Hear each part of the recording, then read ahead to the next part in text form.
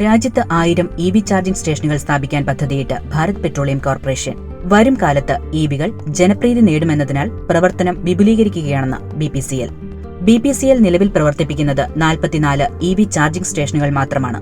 Electric മൊബിലിറ്റിയെ പിന്തുണയ്ക്കാൻ രാജ്യവ്യാപകമായി ഇന്ധന സ്റ്റേഷനുകളുടെ ശൃംഖല പ്രയോജനപ്പെടുത്തുമെന്ന് ചെയർമാൻ അരുൺകുമാർ സിംഗ്.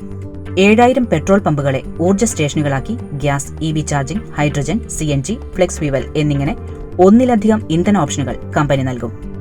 5 വർഷത്തിനുള്ളിൽ 1000 മെഗാവാട്ടിന്റെ റിന്യൂവബിൾ പവർ പോർട്ട്ഫോളിയോ നിർമ്മിക്കാൻ 5000 കോടി രൂപ ചെലവഴിക്കാനും പദ്ധതിയിടുന്നു. ജൈവ ഇന്ധനത്തിൽ 7000 കോടി രൂപ നിക്ഷേപിക്കാനും Bpclന് പദ്ധതിയുണ്ട്. അപ്സ്ട്രീം, റിഫൈനിംഗ്, മാർക്കറ്റിംഗ്, പ്രകൃതിവാതകം, പുനരുപയോഗ ഊർജ്ജം എന്നിവയിൽ 5 വർഷത്തിനുള്ളിൽ 1 ലക്ഷം കോടി രൂപയുടെ പദ്ധതി ആസൂത്രണം ചെയ്യുന്നു. HPCL അടുത്തിടെ 5000 EV ചാർജിംഗ് സ്റ്റേഷനുകൾ നിർമ്മിക്കാനുള്ള പദ്ധതി പ്രഖ്യാപിച്ചിരുന്നു.